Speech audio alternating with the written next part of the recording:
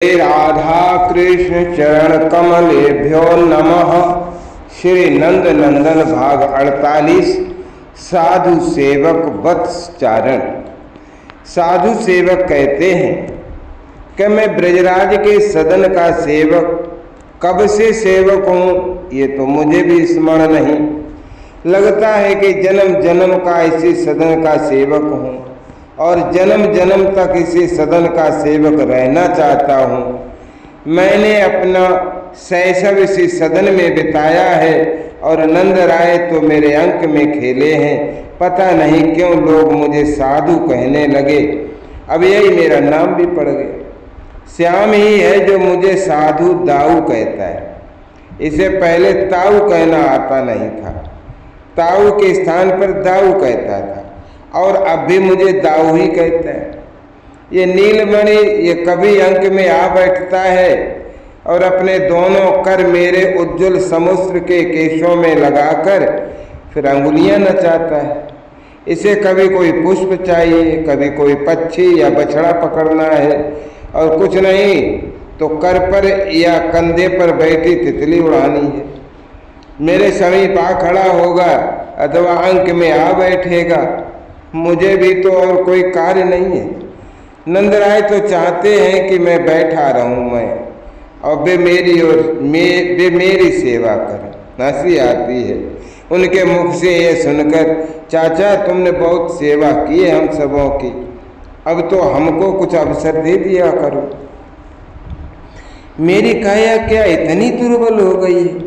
मैं अब भी किसी तरुण गोप से अधिक भार उठा सकता हूँ और उससे दूर तक बिना थके जा सकता हूँ, किंतु मैं कुछ करने लगूं तो यशोदा बहू आकर हाथ पकड़ती, चाचा न आप तो अब रहने दो। ये अब मेरी ये ब्रजेश्वरी बहू और मथुरा से आई रानी बहू तो महारानी है, उनकी समता कोई स्त्री संसार में क्या करेगी। उन्होंने समझा कि मैं बैठा बैठा तो बहुत बूढ़ा हो जाऊंगा, तो उन्होंने मुझे कार्य दे दिया, चाचा ये आपके राम श्याम बहुत चंचल हैं, इन्हें आप संभालते रहो। हाँ बालक चंचल तो होंगे ही और कन्हई तो कुछ अधिक ही चपल है। मैं तब भी इसे संभाल नहीं पाता था जब ये घुटनों सरकता था और अब तो दौड़ने लगा है।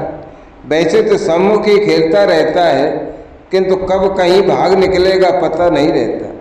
एक बार नेत्रों से ओझल हो जाए तो मैं कहाँ इसे ढूंढ पाता, और ढूंढ भी लूँ तो इसे रोकना संभव है क्या? ये केवल ब्रजेश्वरी बहू की ही कुछ मानता है। साधु दाऊ श्याम ये कहकर जब मेरी ओर देखकर हंस देता है, मुझे तो अपने शरीर की ही सुध नहीं रह जाता। इस मोहन की किसी बात को कोई भी क्या अस्वीकार कर सकता है, लेकिन अब कितनी विचित्र है इसकी हट। अभी पूरे 3 वर्ष का नहीं हुआ है और हट पकड़ चुका है कि गाय चराएगा। ये हट ब्रजराज कैसे माने? गाय कितनी दूर जाती हैं, कहाँ कहाँ दौड़ जाती हैं, कितना भटकना पड़ता है उनके पीछे, इसकी कल्पना भी कृष्ण को कैसे हो सकती। इसके बरसाने के सखा तो बहुत संकोची। मैं कितनी बार बुलाता हूँ यशोदा बहू के कहने से, कि सदन में चलने का नाम सुनकर ही भाग खड़े होते। उसी समय इनको अपने घर पहुंचने की शीघ्रता लगने लगती। मुझे लगता है कि कालिंदी कुल का ये पुलिन नंद भवन के सम्मुख ही होने से उनका यहाँ भी खेलने में संकोच होता होगा। यहाँ तो गोपियाँ गोप दिन भर पहुँचते ही रहते, ब्रजेश्वरी बहू ही 2 घड़ी बीतने नहीं देती, स्वयं बालकों को बुलाने बार बार पुलिन पर पहुँचती। इससे बरसाने के बालकों ने ही श्याम को ये गोचारण सुझाया होगा। श्रीराम बड़ा है, चतुर भी है। उसने सोचा हुआ कि गोचारण के लिए चलने पर नंदगांव और बरसाने के समीप के वन में भली प्रकार स्वच्छंद सब खेल सकेंगे। कन्हई बहुत भोला है, किसी की बात में शीघ्र ही आ जाता है। चाचा आप अपने इस नीलमणि को मनाओ तो सही। यशोदा बहू की व्याकुलता में समझ सकता हूं। इसके बड़े बड़े नेत्रों से आंसू क्या देखे जा पाते। ये मचलता है, माखन फेंक देता है, दूध ढुड़का लेता है, मैया की गोद में ये आना नहीं चाहता। दिन में कई कई बार इसका रूठना कैसे देखा जाएगा। कितना दुर्बल हो गया है इन 4 दिनों में, कुछ खाता ही नहीं तो दुर्बल नहीं होगा। मैं गाय चराने जाऊंगा, इसकी ये हट भी क्या मानने योग्य। मैंने कहा था कि मैं साथ ले चलूंगा, सब गोप साथ रहेंगे, किंतु ये हट पर है कि कोई बड़ा गोप साथ नहीं जाए। मैं भी साथ नहीं जाऊं। केवल शिशुओं को इन लक्ष लक्ष गायों के साथ वन में कैसे भेजा जा सकता है। लेकिन ये माने तब न, मैं गाय चराऊंगा, सब की सब गाय चराऊंगा। इसे हट चढ़े तो किसी की सुनता कहाँ। मेरे सब सखा साथ रहेंगे, दाऊ दादा साथ रहेंगे। दाऊ केवल 1 ही वर्ष तो बड़ा है इससे, किंतु इन बालकों को तो लगता है कि दाऊ संसार में सब कुछ कर सकता है, वो बलवान है, ये ठीक है, किंतु गाय बहुत अधिक है। और वो भी तो निरा बालक ही तो है भी। नील सुंदर का क्या किया जाए। ये रोता है, मचलता है, गोष्ठ में बड़े वृषभों गायों के सींग पकड़कर झूल जाता है, गोबर गोमूत्र में लोटपोट होता है, गायों के पैरों के बीच में घुस जाता है। गायें सब सीधी हैं, कोई वृषभ किसी को सिर भी नहीं हिलाता। सब पशु भी श्याम से स्नेह ही करते हैं, किंतु पशु ही तो हैं, अनजाने में भी हिल सकते हैं, सिर हिला सकते हैं। कितने तीक्ष्ण श्रृंग हैं इनके, और इनके खुर बहुत सुकुमार है नील सुंदर।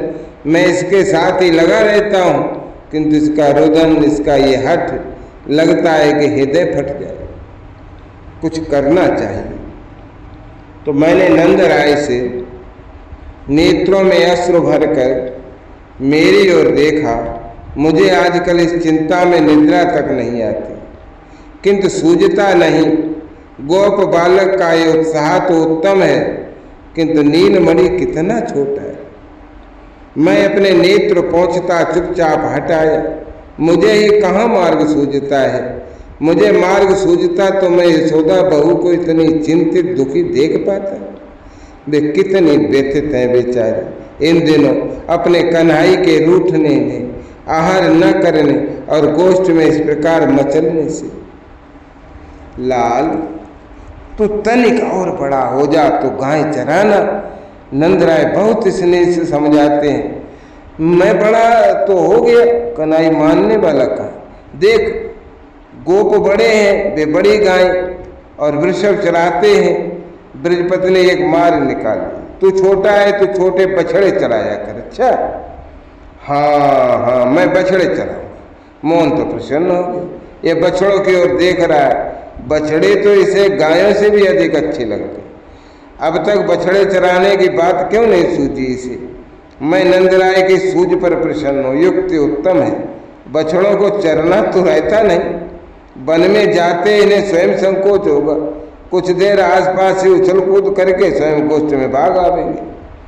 मैं बछड़े ले आऊं। कन्हई इधर उधर लपट देखने लगा। अभी नहीं लाल, मैं से साडिल से मुहूर्त पूछने चल रहा हूँ, तुम साथ चलो। बछड़ों की पूजा करके तब उन्हें चराने ले जाना। ये बात पिता की नीलसंदर को स्वीकार है। जानता है प्रत्येक कार्य का प्रारंभ पूजा से होता है। मैं से मुहूर्त शीघ्र बतला देते हैं।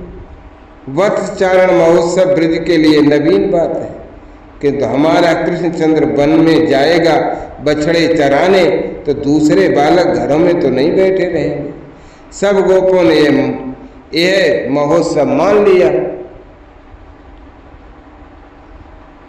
उत्साह में तो हम सब हैं। पूरा ब्रज और वनपथ स्वच्छ सज्जित किया गया। मुझे तो लगता है कि पथ के तरुओं लताओं को भी कल के महोत्सव का पता चल गया। नव किशलय, फलाभार और पुष्पों से इतने लद गए कि कभी तो झुके नहीं दिखते थे, आज झुके दिखते। कितने कोमल हरित दूरवा हो गई है मार्ग। बछड़े चरे तो हमारे ब्रज के समीप ही सुकोमल पर्याप्त तृण। महर्षि मुनिगणों के साथ सूर्योदय के पश्चात पधारे। अपना प्रातः काल कृत्य करके ही तो वे आ सकते हैं। आते ही पूजन प्रारंभ कर दिया उन्होंने। आज पूजन तो राम श्याम को करना है। किंतु समझदार हो गया है ये मेरा नील सुंदर। महर्षि केवल मंत्र पाठ करते हैं, ये स्वयं कब क्या पदार्थ उठाना है, क्या करना है, करता जा रहा। दूसरे बालकों को तो इसका अनुकरण करना। कन्हई हमारा ब्रज नवयुवराज आज गोपाल बन रहा है। ब्रज के लिए, गोपों के लिए इससे बड़ा महोत्सव और क्या हो।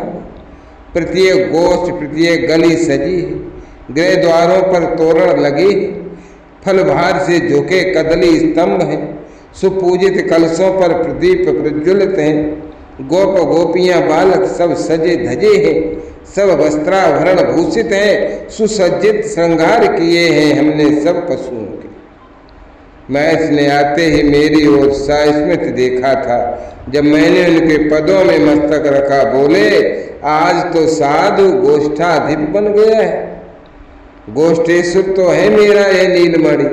मैं इस ग्रह का सेवक, श्वेत कौशेय उष्णीय, श्वेत रत्न खिचित कंचुक, श्वेत कौशेय की कछनी और हीरक एवं मौक्तिकाभरण, और किस दिन के लिए मैंने बृहस्पति से पाए थे मेरा ये रत्न खचित रजत दंड, मेरा युवराज गोपाल बनकर चलेगा तो मुझे उसके पीछे प्रधान सहायक बनकर भी तो चलना है। आज तो उसके सब ताऊ चाचा भी मुझसे स्पृहा नहीं कर सकते। आज अंतःपुर गोपियों से भरा है और बाहर गोपों की भीड़ है। गोपियों ने ब्रजेश्वरी बहू को अपने उपहार अर्पित कर दिए हैं और अब गाने, नाचने और अनेक विनोद करने में लगी हैं। तरुण गोप अपने शस्त्र कौशल का प्रदर्शन कर रहे हैं। ब्रजराज के उपहार देकर, परस्पर तिलक करके, अंकमाल देने के अनंतर उनका कला प्रदर्शन चल रहा है। सूत मागध बंदी सभी उत्सवों पर स्तवन, वंश बिरद गान करने आते ही हैं। आज तो नट नर्तक तथा अन्य कला जीवियों का समुदाय ही आ गया। वाद्य ध्वनि, कला प्रदर्शन, नारियों का संगीत सब सहसा रुक गए। कपिला कामदा अपने कर्पूर श्वेत बछड़े गौरव के साथ स्वयं आ गई पूजन स्वीकार करने। मुनिमंडल का मंत्र पाठ और शंख ध्वनि गूंज रहा है। ब्रजराज श्री नंद राय के वाम पार्श्व में अलंकृता बहु यशोदा अपने लाल का गोपूजन मुग्ध नेत्रों से देख रहे। श्याम ने कामदा को अर्घ दिया, पाद प्रक्षालन किया। मध्य में ये बाबा या मैया की ओर देख लेता है और ठीक तो कर रहा है। ये तो ऐसे पूजन कर रहा है जैसे सदा से गोपूजन ही करता रहा। श्री नंद राय ने अंक में उठाना चाहा था श्याम को, जिससे वह कामदा के श्रृंग जल सिंचित कर सके, किंतु कामदा ने सिर झुकाकर श्रृंगों पर जल लिया, भाल पर तिलक लगवाया और कंठ में पुष्प माल्य स्वीकार की। गंध धूप दीप और कन्हई के करों से मृदुल दूरबा के साथ मोदक, यवस भीगे अन्न में तो केवल मुख लगाया है इसने।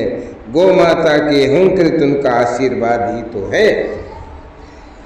संपूर्ण पूजन तो लिया है चपल बछड़े गौरव ने शांत खड़े रहकर।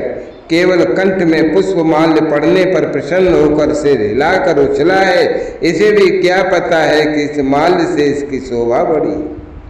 ब्रजराज का हिम शिखर के समान श्वेत उत्तंग वृषभ धर्म, ये सिर न झुकाए तो इसके श्रृंगों पर जल चढ़ाना मेरे लिए भी थोड़ा कठिन ही होगा। किंतु वत्स पूजन होते ही आ गया स्वयं पूजन लेने, और श्याम के करों की पूजा तो लगभग भूमि से मुख लगाकर ले रहे। महर्षि ने सब बालकों से एक एक गौ, बछड़े और वृषभ का एक साथ पूजन करा दिया। शेष सब गायों, बछड़ों, वृषभों का पूजन करने की आज्ञा दे दी गोपों को। सबको पूजन करके यवश दे दिया गया। नील सुंदर उत्साह में है। आचार्य का पूजन, विप्र वर्ग का पूजन, वृद्ध गोपों का पूजन ब्रजराज कर दे सकते थे यह, किंतु श्याम आज स्वयं ये सब करना चाहता है। सबके चरण वंदन कराया। वंदना तो इसने आज मेरी भी कर ली। गोपियों का अभिवादन करने चला गया अंतःपुर। मोहन अंतःपुर से आया, वे त्रिलकुट मृदुल रज श्रृंग और मुरलिका लेकर। इन सब का भी तो पूजन करना है। पूजन के पश्चात ब्रजराज ने उठाकर अपने लाल के करों में लकुट दिया। इसे लेकर श्री कृष्णचंद्र आज गोपाल हो गया। महर्षि और पिता के पदों में मस्तक झुकाया। मोहन ने महर्षि ने श्रृंग दिया और वृद्ध बड़े ताऊ ने वाम स्कंद पर रज्जु सजा दी। वंशी स्वयं इसने उठाकर कछनी में लगा।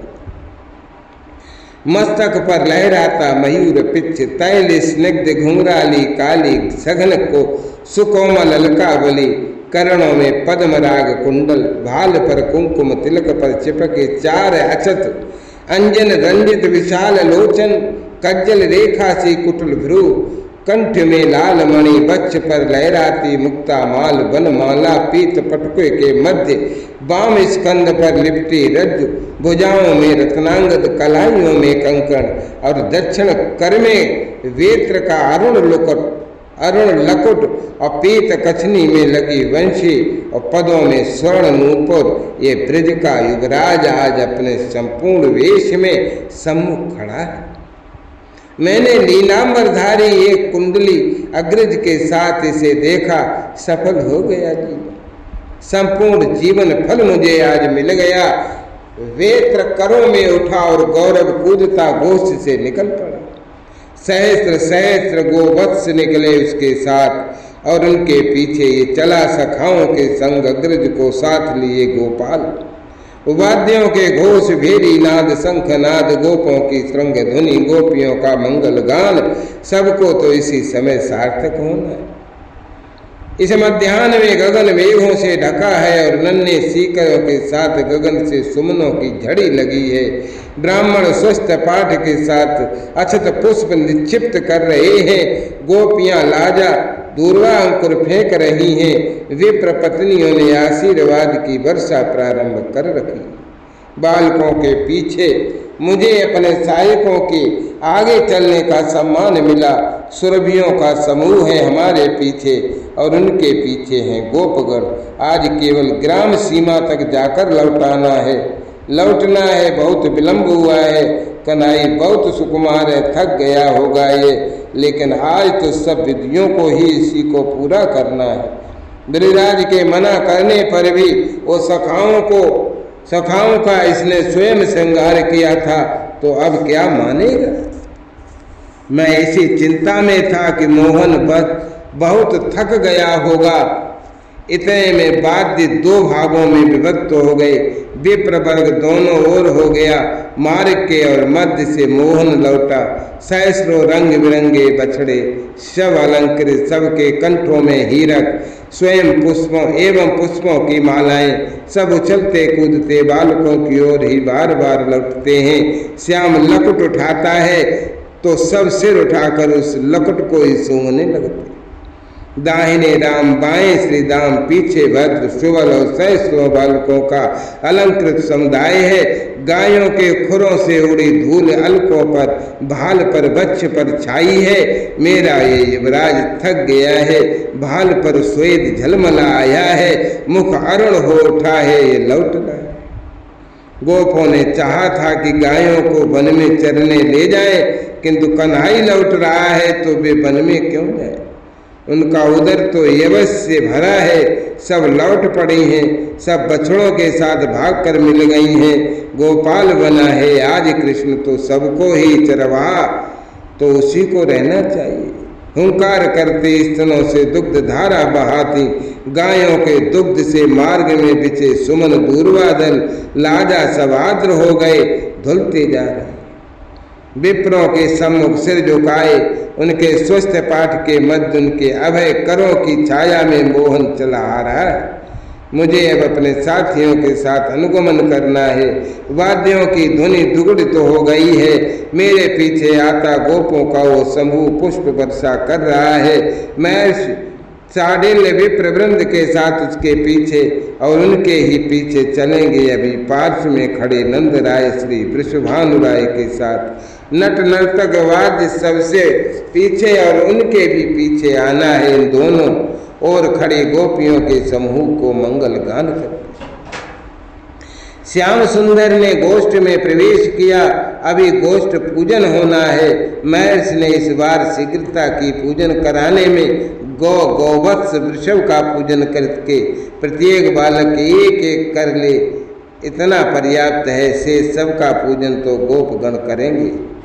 आचार्य का तथा ब्राह्मणों का पूजन करके भोजन करा के उन्हें दक्षिणा देकर विदा करना उचित था। वे अग्र पूज्य हैं। ब्रजेश्वरी बहू ने ब्राह्मण पत्नियों को भली प्रकार अलंकृत कर दिया। वृद्ध गोपों तथा संबंधियों का और नट नर्तकादि का सत्कार भी समझ में आता है। आज हमारा नूतन गोपाल स्वयं सबको उपहार देता है, ये भी उचित है, किंतु हम सेवक तो घर के हैं, हमारा सत्कार हमारी समझ में यही बात नहीं आती। मेरे सब साथी चकित हैं। साधुदाऊ, मैं तुमको कुंडल पहनाऊंगा। अब ये काना अंक में आकर बैठ गया। रोहिणी बहू इससे उत्साहित कर रही है। आज गोपाल बने अपने युवराज के करों का उपहार में मना भी कैसे कर सकता। इसे भी कहाँ कुंडल पहनाकर ही संतुष्ट होना है। नंदराय ही किसी को देते संतुष्ट नहीं होते, और ये उनका लाल तो उदारता में पिता से बहुत आगे। बहू मोहन बहुत थका है आज। मैं रानी बहू से प्रार्थना करता हूँ, बहुत भूखा होगा, इसे पहले कुछ खिलाओ। मैं और मेरे साथी तो इसी घर के हैं, हमें तो आपका प्रसाद ही पाना है। आप अपने पौत्र को समझाइए। रानी बहु सस्मित कह देती हैं। श्याम कहता है कि आज सब आपके साथियों को स्वयं परस कर खिलावेगा, सबको भोजन करा के तब भोजन करेगा सखाओं के साथ। अतः शीघ्रता तो आप सबको करनी है। हे भगवान, ये नन्हा नीलमणि अभी से इतना सावधान, सेवकों का इतना ध्यान रखने वाला हो गया। ये इतनी हठी कि इसके हट के कारण ही तो ये वत्सारण की नवीन परंपरा चलानी पड़ी बृहस्पति को। अब इस समय तो ये जो कहे वही मान लेना है। सब बालक एक से ही है। राम भद्र श्री राम सुबल तोक, कोई नहीं खाएगा बिना कन्हई को साथ लिए, और कन्हई जुटा है हम सबों को खिलाने। इन बालकों को स्वयं भोजन करने की अपेक्षा दूसरों को भोजन कराने में, दूसरों को देने में जो आनंद आता है, ये इनकी पैतृक संस्कार संपदा है। सबको भली प्रकार भोजन करा के भरपूर उपहार देकर नंदराय ने परतुष्ट कर दिया।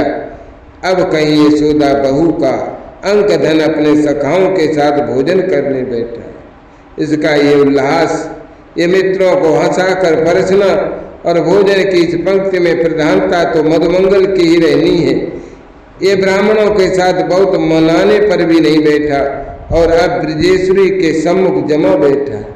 भैया, इन सबको रहने दे, मैं अग्रभोजी ब्राह्मण हूँ। भैया, तुम मुझे ढेर से मोदक दे दे। जय राधा जय राधा राधा, जय राधा जय श्री राधा, जय कृष्णा कृष्णा, जय कृष्णा जय श्री कृष्णा।